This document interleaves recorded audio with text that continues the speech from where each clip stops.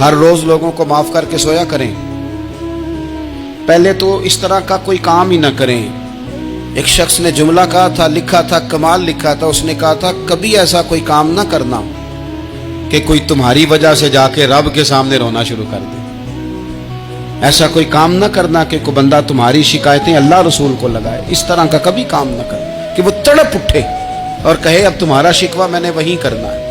کچھ لوگوں کی شکایتیں کرنی پڑتی ہیں اللہ رسول کی بارگاہ میں بھی، اپنے مشائخ کی بارگاہ میں کر دیتے ہیں بعض اوقات انسان. دو لوگ بیٹھے تھے نا حرم مکہ میں. ایک صاحب کہہ رہے تھے کہ میرے اوپر وہ بدر میں جو قتل ہو گئے کفار، ان کا ذکر چل رہا تھا تو دونوں گفتگو کر رہے تھے، بدر میں ہمارے اتنے لوگ مسلمانوں نے مار دیے.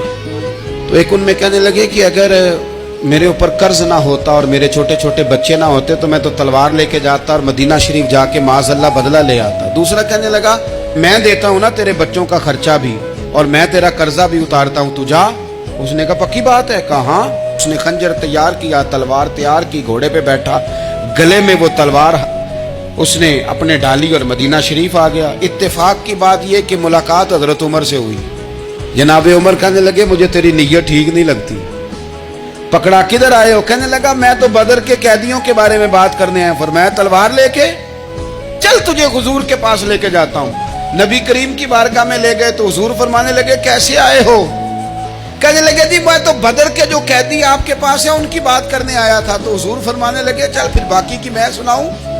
خیال آیا مسلمان نیک و بد پہچان جاتے ہیں، محمد آدمی کے دل کی باتیں جان جاتے ہیں صلی اللہ تعالی علیہ وسلم. فرمایا میں سناؤں؟ حضور کیا؟ فرمایا تم اور فلاں بن فلاں وہاں بیٹھے ہوئے تھے نا حرم مکہ میں فلاں پہاڑ کے ساتھ ٹیک لگا کے، اور تم نے یہ کہا تھا نا کہ قرضہ نہ ہوتا، بچے چھوٹے نہ ہوتے تو بدر کے مقتولین کا میں بدلہ لیتا. یہ سارا کچھ طے کر کے پھر آئے ہو تلوار لے کے اور یہاں کہتے ہو میں قیدیوں کے بارے میں بات کرنے آیا تھا. اس کے تو پسینے چھوٹ گئے.